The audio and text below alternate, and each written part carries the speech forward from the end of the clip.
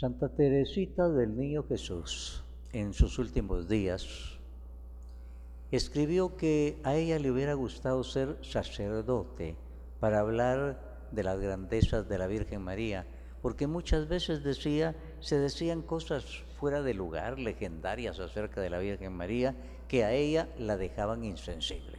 Y por eso le hubiera gustado ser sacerdote.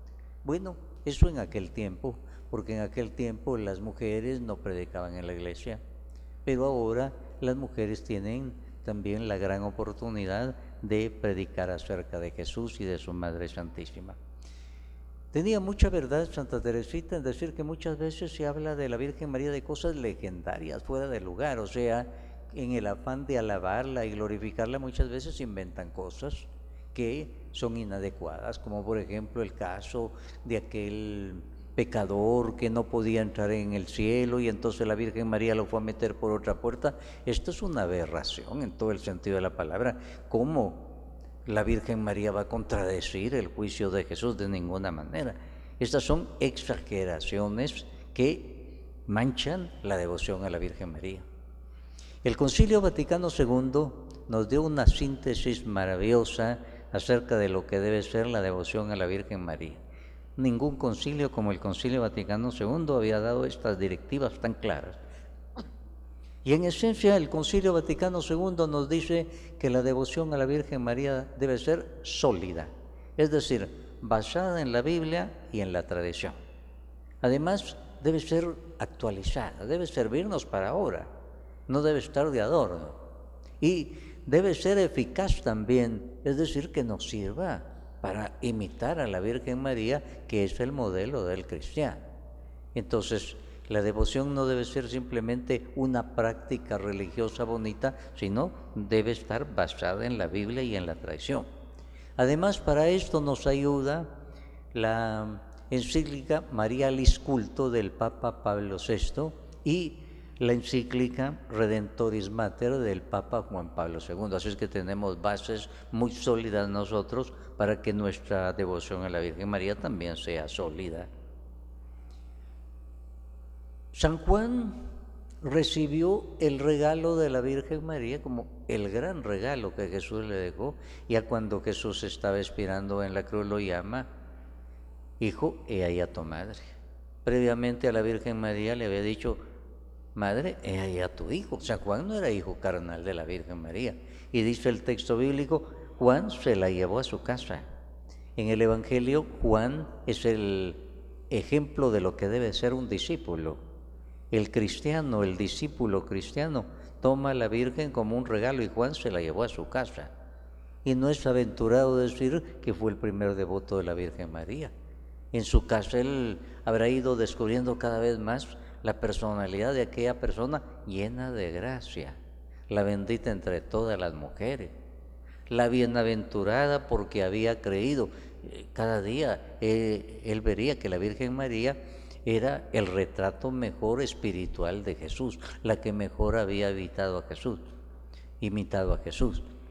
Y Juan, cuando escribió su Evangelio, unos 70 años después de todos estos acontecimientos, pues él no pudo olvidar dos pasajes importantes en los cuales él estuvo presente. Recordó el pasaje de Caná de Galilea, cuando aquella familia estaba en problemas, se les había terminado el vino y la Virgen María fue a interceder delante de Jesús y Jesús hizo su primer milagro. Y dice San Juan, se manifestó la gloria del Señor y los discípulos creyeron en él. Sirvió para que aumentara su fe y Juan estaba ahí. Lo mismo que la recuerda junto a la cruz, al pie de la cruz. Ahí estaba la madre, dice San Juan, y yo estaba ahí también. Lo impresionó y lo dejó consignado en su Evangelio. Así es que San Juan no es aventurado decir que llegó a ser el primer devoto de la Virgen María. La amaba como una madre y la cuidaba como esa madre que Jesús le había entregado.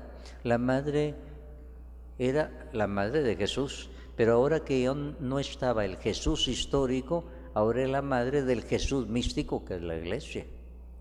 Y la Virgen María baja del Calvario para tomar su puesto de madre de la Iglesia. El proceso de los cristianos con respecto a la devoción de la Virgen María fue lento. Ellos, en primer lugar, quedaron deslumbrados con la personalidad de Jesús, el Mesías, Dios y hombre. Y entonces comenzaron a centrarse en Jesús. Más tarde se dan cuenta que cerca de Jesús siempre está la Virgen María en el momento de la encarnación, cuando hace su primer milagro, junto a la cruz en el momento de la redención y en el momento de Pentecostés como madre de la iglesia que Jesús ha dejado. Mujer, he ahí a tu hijo, hijo, he ahí a tu madre. Entonces los cristianos van descubriendo esto y comienzan a tener primero admiración y después devoción a la Virgen María. Y esto lo dejaron consignado en las catacumbas, aquellos cementerios subterráneos de Roma donde clandestinamente se reunían de noche los cristianos para celebrar la Eucaristía, sus actos de culto, porque había persecución contra ellos y propiamente se escondían ahí. Y a esos lugares subterráneos no entraban los supersticiosos romanos, la guardia romana. Entonces, por lo menos estaban amparados. Y en las paredes de esas catacumbas, sobre todo, hay dos imágenes de la Virgen. Una con el niño en los brazos y otra la Virgen levantando las manos. Y aquí se habla de dos ministerios especiales de la Virgen. La Virgen que presenta a Jesús, presentadora de Jesús, y la Virgen que ruega por sus hijos, por la Iglesia, por el cuerpo místico de Cristo. En la Biblia se cuenta el caso de Obed-Edom. Resulta que se encuentra con el Arca de la Alianza. La habían descuidado tanto que ahí la dejaron abandonada y entonces él se la llevó a su casa. Y durante 3 meses que la tuvo en su casa le trajo tantas bendiciones y se le ocurrió hablar, contar eso. Cuando lo oyó el rey David, dijo: yo me llevo el Arca de la Alianza para Jerusalén. Y entonces organizó una gran procesión, se quitó sus vestiduras reales y únicamente con una vestidura de lino él iba danzando frenéticamente, dice la Biblia, ante el Arca de la Alianza. La Virgen María, eso es precisamente la que lleva bendición. Los que son devotos de la Virgen María han experimentado eso, lo que experimentó Santa Isabel. Cuando la Virgen María embarazada llegó a visitarla a su casa y ella estaba también embarazada, pues dice: ¿qué pasa aquí? No sé, apenas oí tu voz, todo cambió. Mi niño, dice Juan Bautista, comenzó a saltar en el seno materno y Isabel quedó llena del Espíritu Santo, su casa quedó llena de bendición. ¿Por qué? Porque estaba llegando la Virgen María, que en ese momento era como arca de la nueva alianza, que llevaba en su seno a Jesús, se los acercó y les llevó bendición. Y esa es la experiencia que han tenido los que son devotos de la Virgen María, sienten que les lleve la bendición. Los de Caná de Galilea también, aquella familia que estaba en apuros, para ellos todos los caminos estaban cerrados y de pronto se abre un camino, porque la Virgen María fue a hablar a su hijito, a Jesús. Solo le dijo: no tienen vino, y Jesús no pudo resistir la súplica de su madre, hizo su primer milagro. 30 años tenía Jesús en ese momento y no había hecho ningún milagro. Y ante la súplica de su mamá, él hizo su primer milagro. Y esa debe ser la experiencia de nosotros cuando somos devotos de la Virgen María. Como Santa Isabel debemos decir: yo no sé qué pasa, pero desde que soy devoto de la Virgen María, cuánta bendición he experimentado en mi vida. Pero cuidado con eso de ser devoto. A veces se cree que ser devoto es porque se le cambia el manto a la Virgen, o porque se le llevan candelas y flores, o se organizan procesiones. Cuidado. Algún devoto solo porque tiene el escapulario o el rosario ya cree que se va a salvar. Si no va por el camino recto y limpio, con todo y escapulario y rosario se puede ir al infierno. O sea, la Virgen María no va a andar salvando a una persona que está en pecado grave, no va a ir contra Jesús. Todo esto, todos estos símbolos exteriores deben converger para hacer lo que Jesús manda, porque el gran discurso de la Virgen María a sus devotos es lo que dijo en Caná de Galilea: hagan lo que les diga. Ella no dijo: yo les voy a solucionar este problema, no, hagan lo que Él les diga. Y ahí se presentó como la gran mediadora ante Jesús, porque en la Biblia en la primera carta a Timoteo 2:5 dice: solo hay un mediador entre Dios y los hombres, que es Jesús. La Virgen es mediadora ante nosotros, ante Jesús, como lo demostró en Caná de Galilea. Pero ella, antes del milagro, dijo: hagan lo que le diga. La verdadera devoción a la Virgen María es hacer lo que dice Jesús. Ella no tiene otro camino que señalarnos. Ella no tiene nueva revelación para nosotros. Ella no va a decir otra cosa distinta de la que dijo Jesús. Hagan lo que Él les diga. Ahí está el camino.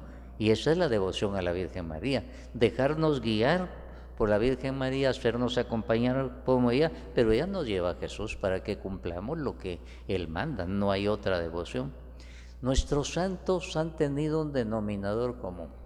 Si ustedes examinan la vida de todos los santos de la Iglesia Católica, denominador común: son devotos de la Virgen María. Es que ellos, como San Juan, ejemplo del discípulo, se han llevado ese regalo.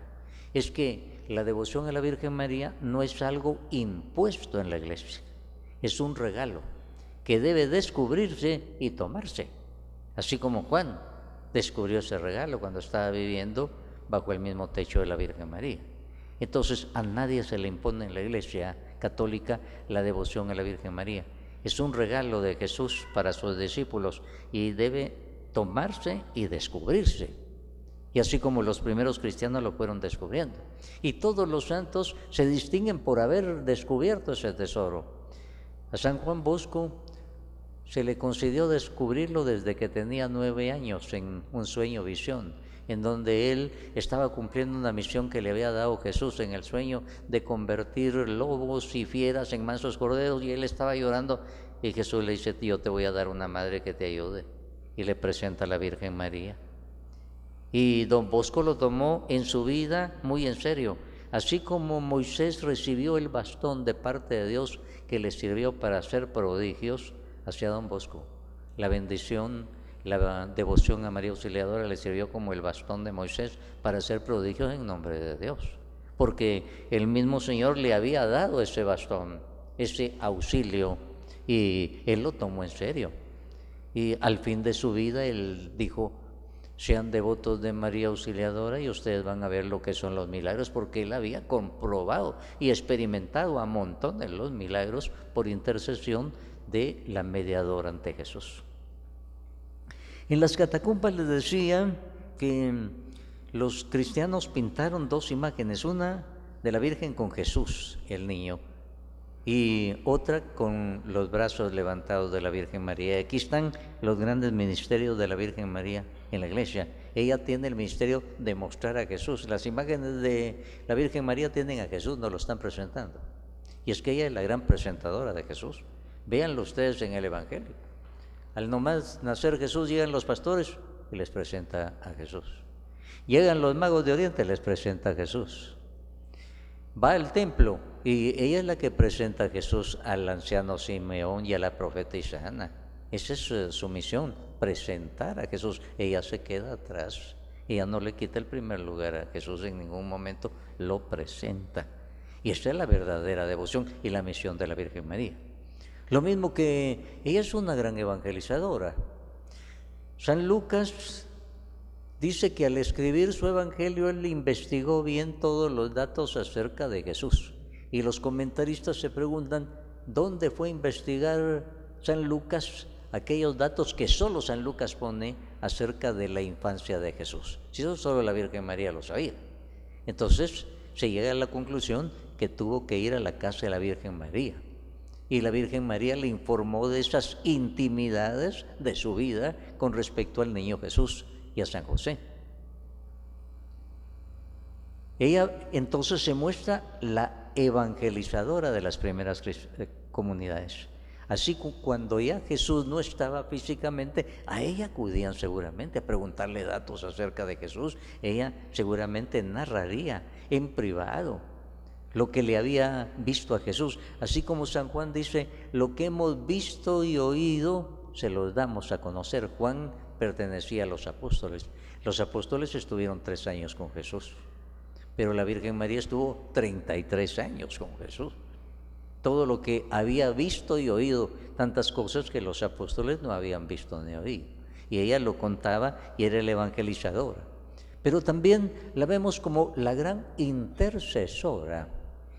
En el libro del Apocalipsis 5:8 se ve a los bienaventurados del cielo que están poniendo en incensarios de oro las oraciones que vienen de los santos de la tierra. La Biblia llama santos a los cristianos, los que han sido consagrados en el bautismo. Y están intercediendo entonces junto a Jesús.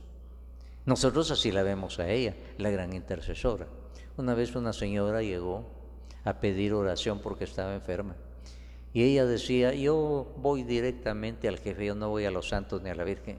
Yo le decía, señora, ¿y por qué no fue al jefe directamente? No, que vino aquí a pedir oración para que usted sanara.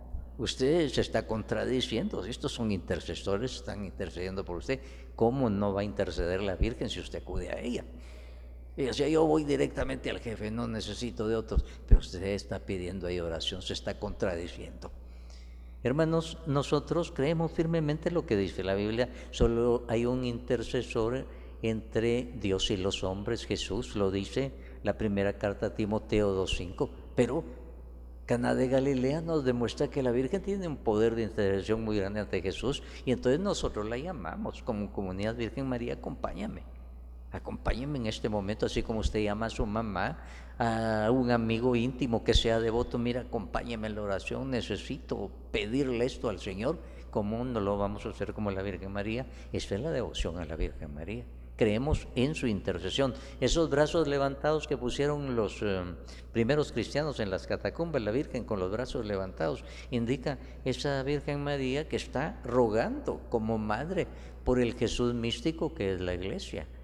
Mujer, y a tu hijo, ella recibió ese encargo y tiene la obligación de rezar por nosotros.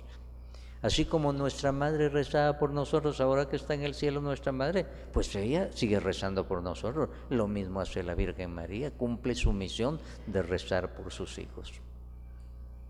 La Sagrada Escritura nos cuenta que cuando el rey David iba bailando ante el arca de la alianza, de una ventana su esposa Mical lo estaba viendo. Y cuando llegó el rey le dijo, ridículo, bailando entre la chusma. El rey, todo un rey, bailando entre la chusma. Y él le dijo, yo iba bailando ante mi Señor. Él iba bailando ante el arca de la alianza, que era un simple cofre, que llevaba las tablas de la ley, un poco de maná, la vara de Aarón, pero para él era la representación grande de Dios. Iba bailando. Y la otra, ridículo. Yo veo que hay muchas Micales, no les gusta que nosotros rindamos culto de veneración a la Virgen María. Y dicen, ellos adoran a María. Esa es una calumnia. La calumnia es un pecado grave. Adorar quiere decir rendir culto de Dios. ¿Cómo vamos a rendir culto de Dios a la Virgen María? Cometeríamos un pecado gravísimo. Solo se puede adorar a Dios. Y entonces si dicen, ellos adoran a María, están diciendo una calumnia muy grande, porque nosotros, como David, podemos contestar, yo sé lo que hacía, yo iba bailando ante mi Señor. Yo sé lo que hago, dice David. Y también nosotros sabemos lo que hacemos. Es un culto de veneración, porque nosotros nos sentimos como San Juan, que Jesús un día nos dijo, hijo, ve a tu madre. Jesús, mientras vivió en esta tierra, sintió la necesidad de tener una mamá que le lavara los pañales, que le enseñara a rezar, que le enseñara a comer, a hablar, que lo cuidara. Pues ella nos dejó una madre que nos cuidara también.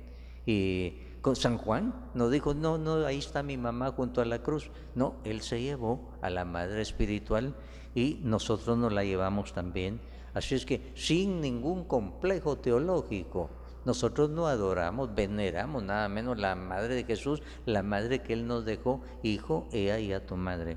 Por eso, nosotros como San Juan nos llevamos a la Virgen María y queremos que ella viva bajo nuestro mismo techo. Es una madre espiritual que Jesús nos ha dejado. Los primeros cristianos lo entendieron. Cuando Jesús ya no estaba, cuando el Señor los mandó a un retiro espiritual, ellos pusieron en un lugar distinguido a la madre de Jesús. Dice, ahí estaban Pedro, los apóstoles, los laicos, 120 por todos, y dice, perseveraban unánimes en la oración con María, la madre de Jesús. Ahí estaba la madre, ocupando el lugar que Jesús había dejado para ella, la madre de la iglesia, la auxiliadora de la iglesia. Por eso nosotros, como San Juan, nos la llevamos a nuestra casa. Y como Isabel también, nosotros debemos decir, yo no sé, pero ¿qué pasó aquí? Tantas bendiciones cuando vino a mi vida la Virgen María. Isabel decía, no sé qué pasó, apenas tú entraste aquí todo cambió, mi hijo está dando saltos en mi seno. Es que había quedado llena del Espíritu Santo, porque la Virgen María cumplió su misión de acercar a Jesús. Y esa es su misión, mostrar a Jesús. Le mostró a Jesús espiritualmente, porque lo llevaba en su seno a Isabel, y Isabel quedó llena del Espíritu Santo, y su hijo quedó lleno del Espíritu Santo también. Nosotros, como en Caná de Galilea, acudimos a ella, y por eso le invitamos siempre en nuestra vida que nunca nos falte, porque nunca nos falta en Caná de Galilea de problemas, que falta la salud, que falta el dinero, que hay problemas en el hogar. Acudimos a ella y sabemos que su oración es poderosísima ante Jesús. Entonces, estimados hermanos, lo que nos dicen los documentos de la Iglesia, la Marialis Culto de Pablo VI, la Mater Redentoris, Redentoris Mater de Juan Pablo II, y lo que dice el concilio, la devoción a la Virgen María debe ser sólida, basada en la Biblia y en la tradición, y debe ser actual, servir para nuestra vida actual, y ser eficaz. Debe servirnos para imitar a la Virgen María, que es el modelo de cristiano. Ojalá que cada uno de nosotros, al ser devotos de la Virgen María, como Isabel, podamos decir, yo no sé lo que pasó, pero lo que pasó es que la Virgen nos ha llevado la gran bendición de Jesús. Que así sea para todos nosotros.